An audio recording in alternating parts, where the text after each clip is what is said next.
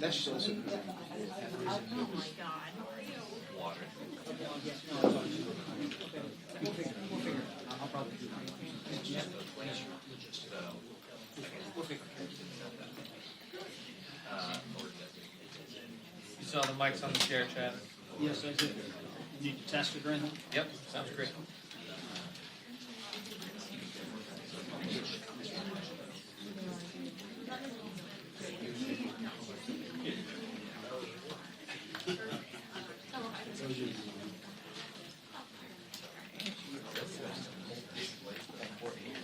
You want the white? One of mine, good. You sure?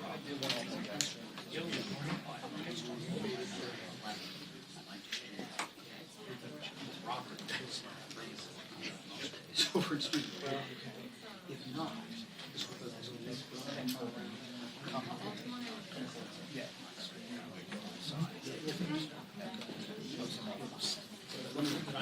I might call it audible since we'll have enough time. We'll have enough time. No, I'm gonna go with you. I'm sorry. You were also going to say, yeah. So I'll back up. Well, Is that Christian? You too. yeah, that's a possibility.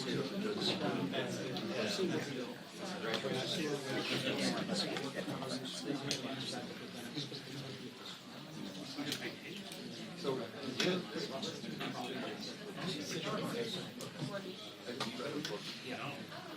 we have some options. We have some options.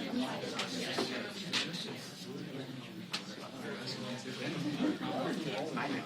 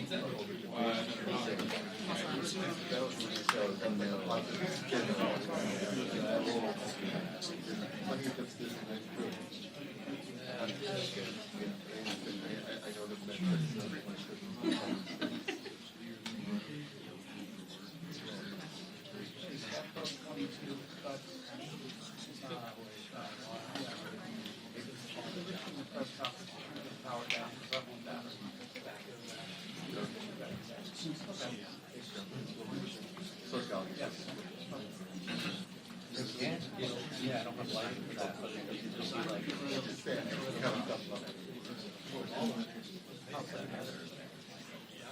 No, it's just, it'll have to be natural lighting.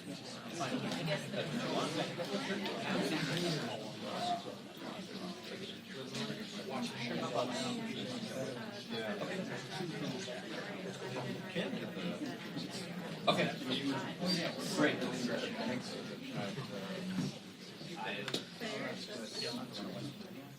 She did that one. Last time, Yes.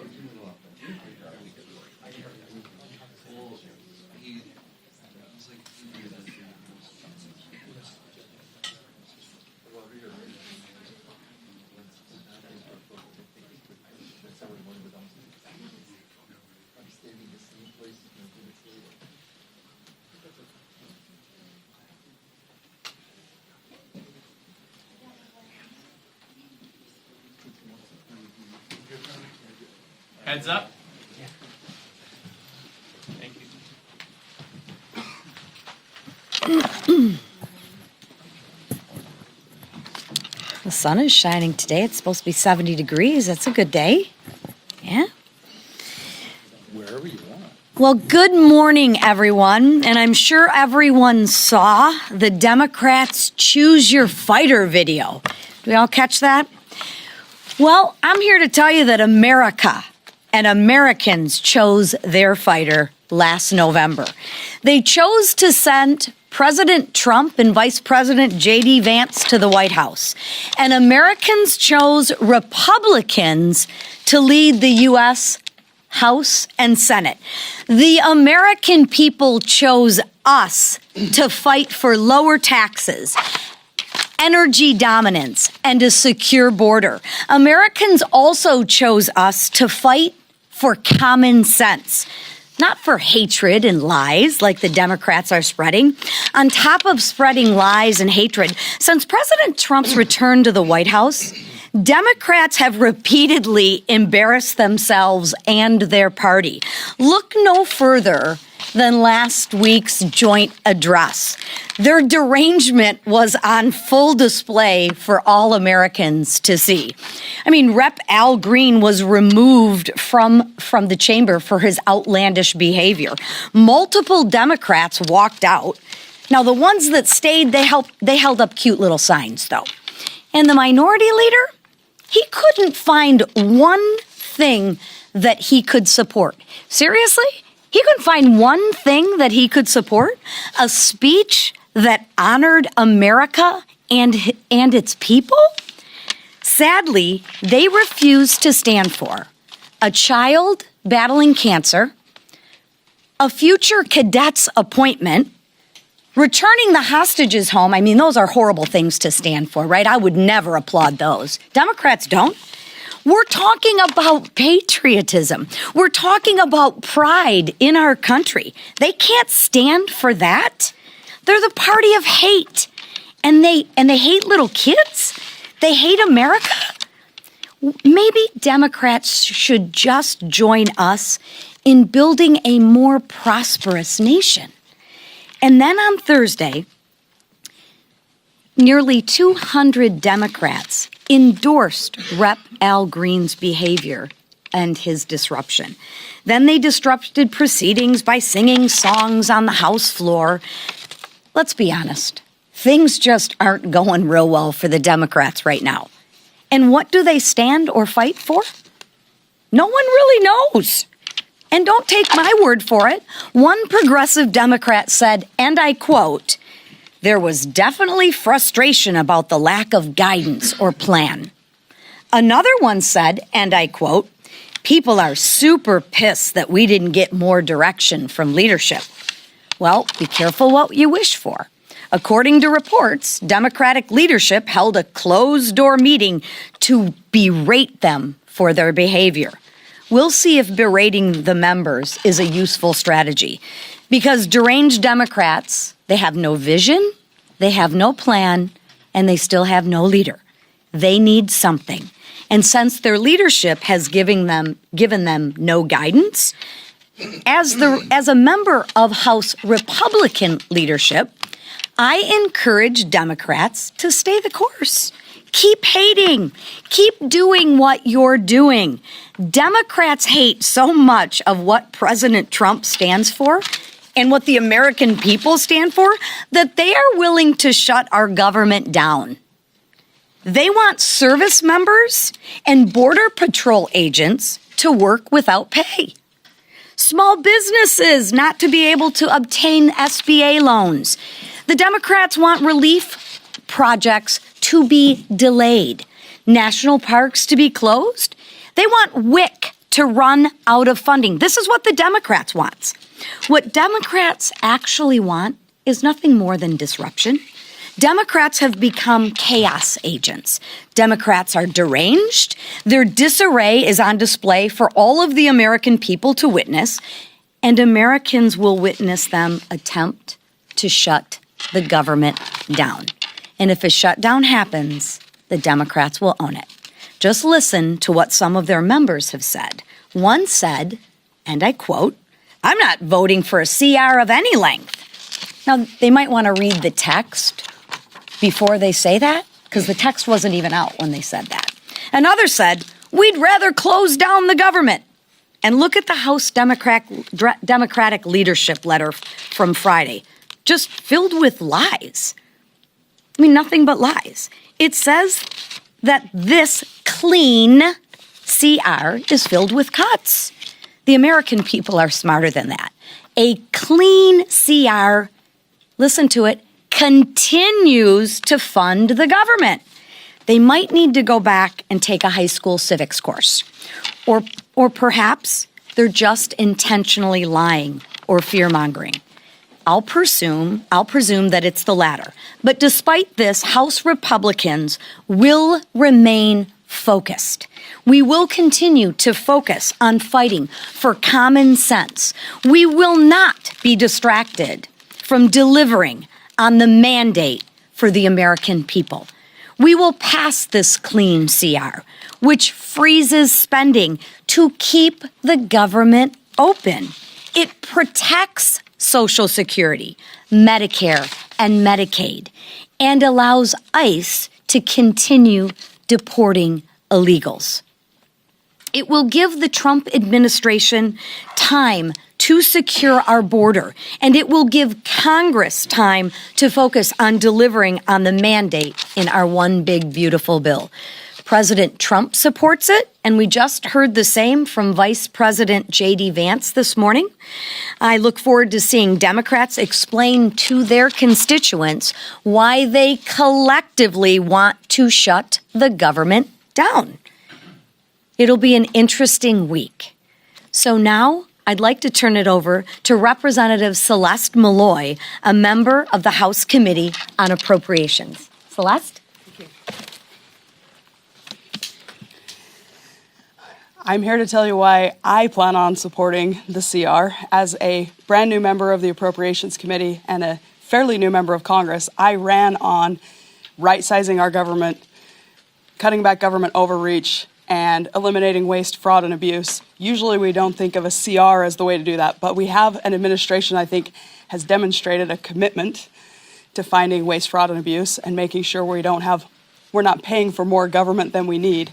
And in that context, I feel good about continuing to fund the government so that Congress and the administration has time to go find the places that we need to cut back and where we need to increase spending, like the biggest raise for junior enlisted officers in the military that we've given them in a generation.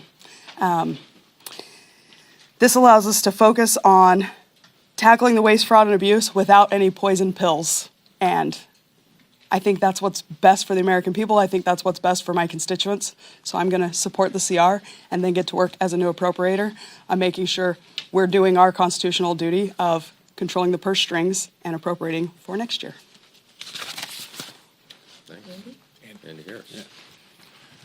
Thank you very much, everybody, for being here. Look, the first question I always get asked is, first of all, what's the chairman of the House Freedom Caucus doing at a press conference about continuing resolutions?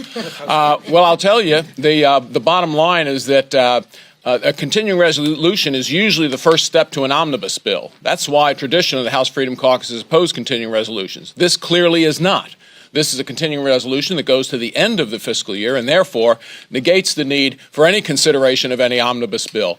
Second of all, this is the first continuing resolution in my 14 years here that actually reduces the amount of spending from the previous year while funding the military, funding veterans, funding the women, infants, and children programs we heard, and importantly, funding the deportation of criminal illegal aliens that are threatening our communities.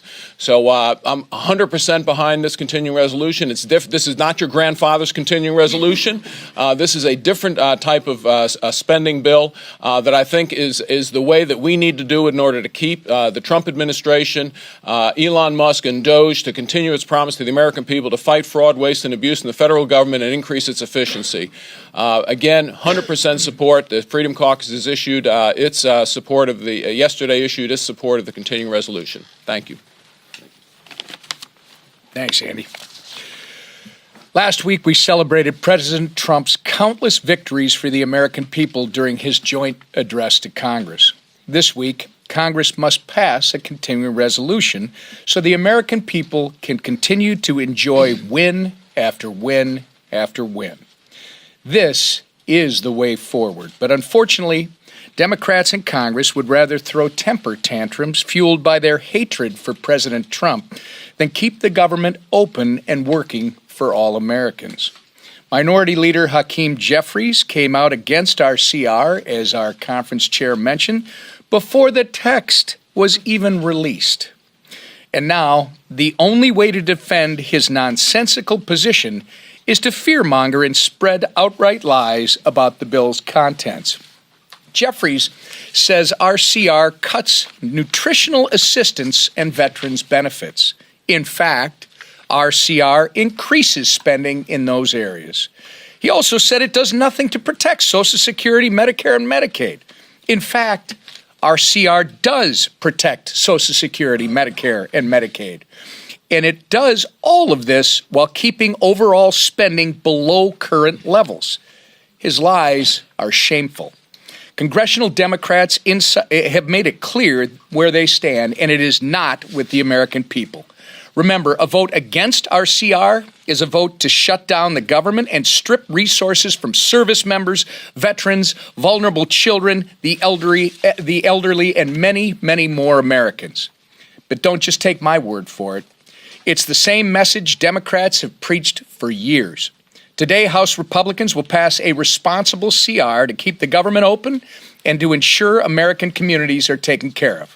Will any Democrats join us, or will they continue to put their hypocrisy on full display? We're going to see. With that, I turn it over to our leader, Steve Scalise. Thank you, Whip. Last week, all Americans who watched the State of the Union saw a very triumphant President Trump who's returned to the White House with even more energy, more vigor, and more focus to work for the American people than ever before.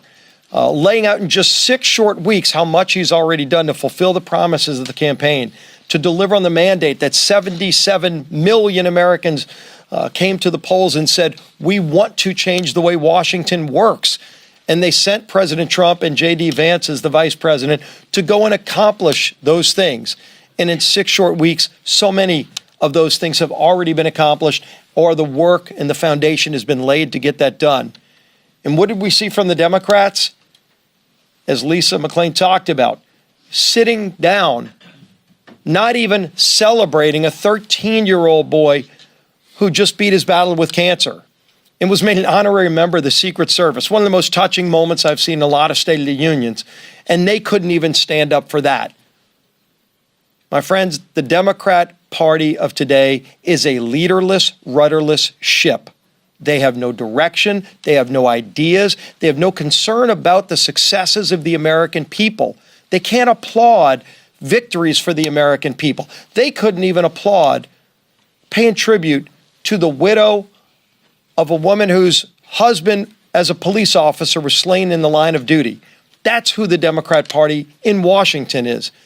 So many Americans who consider themselves Democrats have left that party because the Democrat Party has left them behind.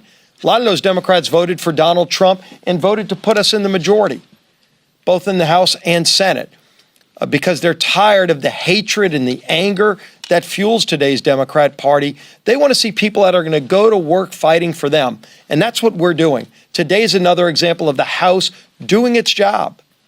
We have a responsibility to deliver for the American people, and we're going to do it with or without the Democrat Party. You know, a lot of Democrats we all get to bring a guest to the State of the Union. A lot of them brought federal workers as their guests to the State of the Union. They seem to act like they care about federal workers.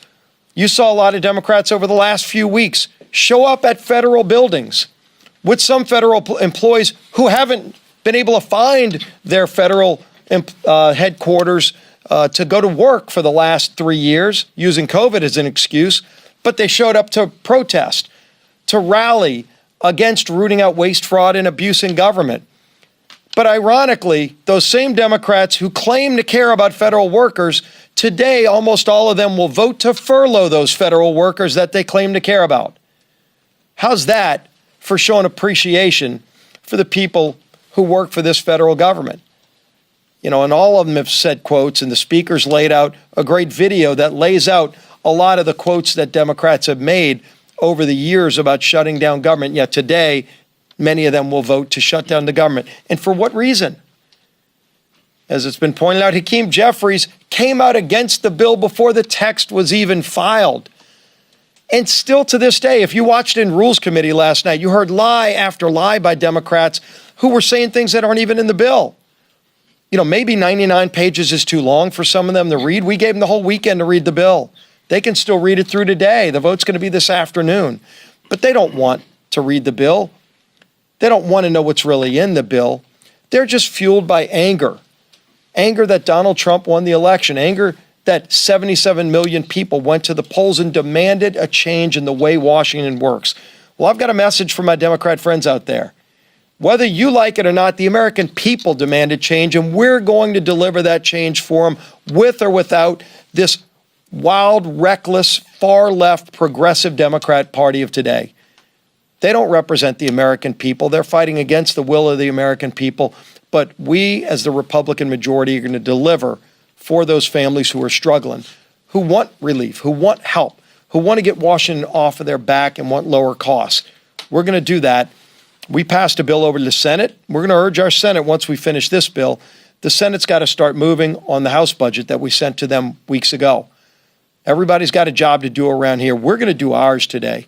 And the leader who's heading that effort up is our Speaker, Mike Johnson. Thanks so much, Mr. Leader. Thanks for these extraordinary members who are behind us and participating this morning. I think the leaders stated it well, and others have said it well this morning. This is a moment of great change in Washington. It's also a moment of clarity and real contrast. The contrast was on display last week on the House floor. It was a shameful display by the Democrats. They are flailing, as is noted. They have no leader, no vision, no plan, no platform they can run on because that was repudiated in the election. And they're in a panic mode right now. And so you see them lashing out. You see increasing profanity. There are many stories, many of you have written about this new track they've taken, the new strategy where they just scream and shout and curse at everyone. I don't think that's going to be very productive either. And you also see the contrast going on this morning. They either have an issue with reading comprehension or they are attempting to run one of the most shameful misinformation campaigns that we've ever seen in our lives. We filed that the CR, the continuing resolution, on Saturday, and as was noted, they had already come out panning the bill that literally had not yet been seen. They said, quote, this is the House Democrat leadership team's statement on Friday. Remember, the bill was filed on Saturday afternoon. On Friday, they said, quote, Republicans have decided to introduce a partisan continuing resolution that threatens to cut funding for health care, nutritional assistance, and veterans benefits through the end of the year. Every single word of that is a lie. They just made it up. They didn't read the bill. It's nonsense. People are not buying this. And you see the contrast between one party, which is leading, moving the ball forward for the American people, and the other that is just screaming. Then the Democrats start parroting this talking point in interviews all weekend on CNN. They said, quote, it's so harmful to the American people. You know, cutting Medicaid, cutting Medicare, threatening Social Security, cutting veteran benefits. It's all a lie. You can all read the bills, 99 pages. This clean CR contains no poison pill riders, no policy riders there at all, no cuts to Medicare, Medicaid, or Social Security, zero, no cuts to veterans benefits, zero. In fact, as was noted, we plus up the accounts for veterans. And respectfully, I'm just going to say this to every reporter in the room, that if you're allowing Democrats to make these intentionally false, scurrilous claims without pushback, then you're aiding and abetting the spreading this misinformation. I would just ask you to call them on it. The American people deserve that. They deserve that clarity from our press corps. Make them point it out to you. They can't, of course. And now, after weeks of trotting federal workers up to Capitol Hill and onto cable news shows to protest President Trump's efforts to make the government more efficient, now they're planning to vote down this simple bill. They are going to try to shut the government down. Every House Democrat will participate in this, it looks like. That would be a shame if it's true. I hope some of them will have a moment of clarity themselves and do the right thing, but It looks like they're going to try to shut down the government. It's a striking new posture for Democrats who have always said they've just been apoplectic about the prospect of government shutdowns. I put a video out about an hour ago on social media. I encourage you to go see that. This is they have in their own words. You don't need to trust us on this. But Catherine Clark, here's one little zinger from her, quote, "Not only is it irresponsible and purposefully misleading, but it's also a dangerous precedent to be threatening a shutdown," unquote. Now remember, this is in last year, years past. Pramila Jayapal, quote, "The tragedy here is all the civilian employees. It's the employees who are going to suffer," unquote. AOC, quote, "It is not normal to hold 100,000 workers' paychecks hostage. It is not normal to shut down the government when we don't get what we want," unquote. I don't think I've ever agreed with her before. She's exactly right. Jerry Nadler said, quote, "Shutdown is really an extremist policy designed to appeal to an extremist base and hold the whole country hostage." Yeah, we agree. So they and all their colleagues need to do the right thing. Democrats have been insisting they're fighting for federal workers. You're about to see, again, on vivid display, very clear the contrast. You will see one team that is working to fund the government and make sure we do the responsible thing. And you're going to see another opposing the CR because they've now exposed the truth. They're not for federal workers. They're not for anyone. All the people they've said in the past that are going to be harmed would be by their votes. They're using federal employees as props. They're using Medicaid benefits and Social Security checks as cudgels in this thing. The threat of government shutdown, they're using it as some sort of attempt to wrestle power away from the President of the United States, who overwhelmingly won the popular vote, the Electoral College, in every single swing state. Here's the bottom line. If congressional Democrats refuse to support this clean CR, they will be responsible for every troop who misses a paycheck, for every flight delay from reduced staffing at TSA, for every negative consequence that comes from shutting down the government. I understand they have an important retreat this week. Boy, I'd love to be a fly on the wall at that party. It comes at a critical time since they don't have a leader, a message, or a platform. And I'm just going to say this. If our Democrat colleagues want to increase their 21% approval rating with the American public, they ought to start by doing the right thing and keeping the government open. I think that'd be a great first step. So I'll take questions. Chad. Speaker, good morning. You continually criticize the Democrats here. Doesn't that imply that you don't have the votes on your side? Because you wouldn't need Democratic assistance to keep the government open. No, we'll have the votes. We're going to pass the CR. We can do it on our own. But what I'm saying is Democrats ought to do the responsible thing, follow their own advice in every previous scenario, and keep the government open. It's their choice. I wish it could be a unanimous vote in the House chamber today. That would be a great thing for America. But they're not going to do it, Chad, because they're on this lost, they're wandering in the wilderness, and they're cursing the sky at the same time. And you're going to see that today.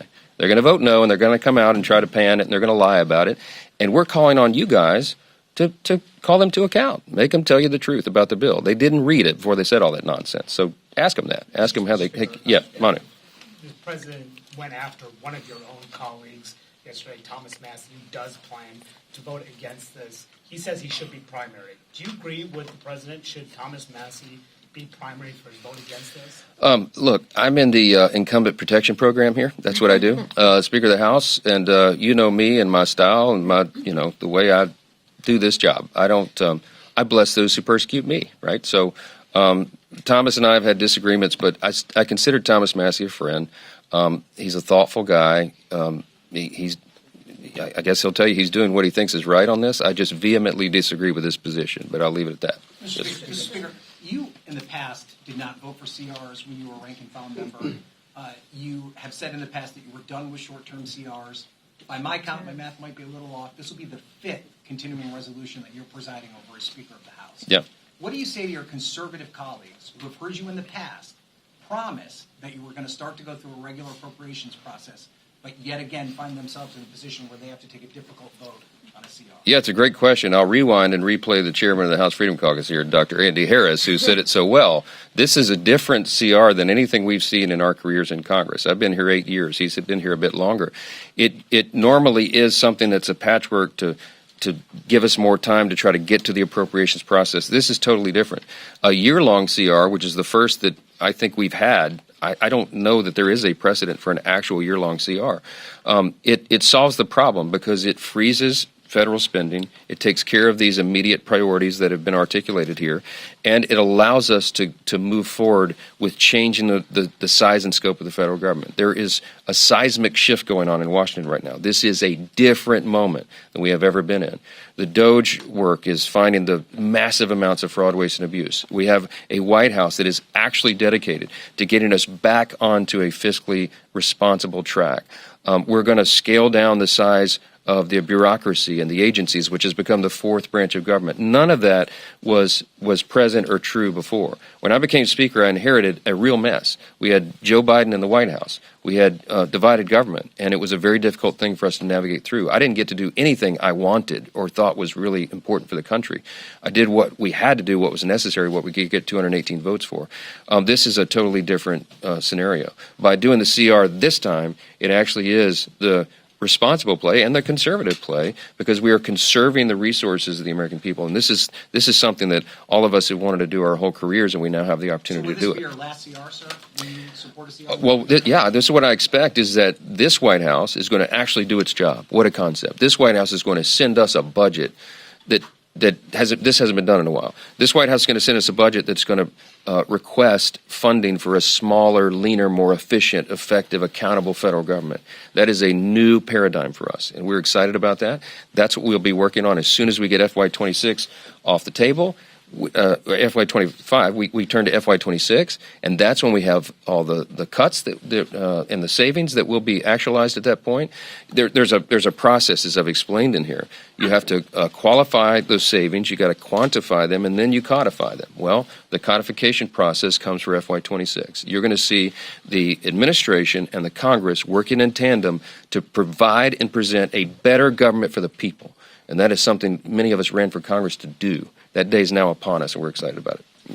Yep. Mr. Speaker, the stock market plunged yesterday. It's going down again today. Part of the reason is because of President Trump's policies on tariffs, including the ones that were just introduced this morning. Can you comment here? Does Trump need to rethink what he is doing, given the chaos that we're seeing in the stock market? This is how I feel about it. Many of us feel about it. The president has already proven what he can do on the economy. This is not theoretical. Look at the first term of the Trump administration. Prior to COVID, we've talked about this many times in here. After the first 2 years of the Trump administration, we had the greatest economy in the history of the world, not just the U.S. Go check it.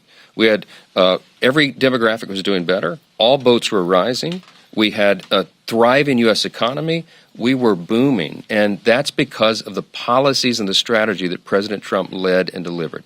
We cut taxes, we cut regulations, we let people keep more money in their pocket, and we made America the first priority. That is what he is doing again. Now he's got to reshake and shape things because it's in a real mess. The last 4 years was a disaster in economic policy and every other measurement of public policy. So what President Trump is doing, I think of it sort of like when you're playing billiards and you're playing pool, right? You go on the table and the balls are racked, right? And you hit it as hard as you can. This is many people's strategy in the game. You hit it as hard as you can to break up the balls on the table and send them spread. Then you play the strategy of sinking them in the holes, right? That's what we're doing right now. It is a shakeup. And he said, there's going to be a shakeup right now, but this is what's required, in my mind, to start the process of repairing and restoring the American economy. I believe that the strategy is going to work. I believe that, sometimes when you shake up, that it's a violent thing on the table, right, in the game metaphor. But it always works out well in the end, and I think you've got to give him time. He's been in office for just over, 50 days. This is the 51st day in office. Give the president a chance to have these policies play out. That's where we are on it. Okay, yes, sir. Yeah. In your estimation, what crime did Mahmoud Khalil commit to warrant his arrest, detention, and the potential revocation of his green card? Let me tell you something. I went face down the angry mob at Columbia at the height of that stuff. When the pro-Palestinian, pro-Hamas protesters were there. I'm telling you, this is my own observation, not something I read in the newspaper. It was dangerous. I met with Jewish students before we went to campus who were holed away off campus because they were instructed by the administration not to come to class, which they paid for fear of their physical safety. The administrators there refused to take control of that campus. They refused to allow the PD to come, the police department to come in and take control, and it turned into a chaos. The president has since been removed. And now they got the same problem again. Columbia and other universities, they have to keep control of campus. The first responsibility of an administration is ensuring the safety of the students who are paying tuition to be there, for crying out loud. This madness has to stop. We have to get control of it. This guy apparently was a mastermind of those very things, when the gnashing of teeth and the ripping of clothes and the people screaming at me, wanting to rip me limb from limb because I was there talking about moral clarity and how there's a right and a wrong. They were doing that. They disrupted the campus. They were threatening physical violence to their fellow students. If you're on a student visa, I'm going to say this clearly. If you are on a student visa and you're in America and you're an aspiring young terrorist who wants to prey upon your Jewish classmates, you're going home. We're going to arrest your tail, and we're going to send you home where you belong. And this is just getting started. So, look, I appreciate free speech. I used to defend it in courts, but this is far beyond the pale of that. When you are threatening your classmates and spewing anti-Semitism and all this hatred, it's enough. And I think the American people understand that. They're supporting it, and I'm glad we have a president who's strong enough to lay down the law. Thanks a lot. New sheriff in town.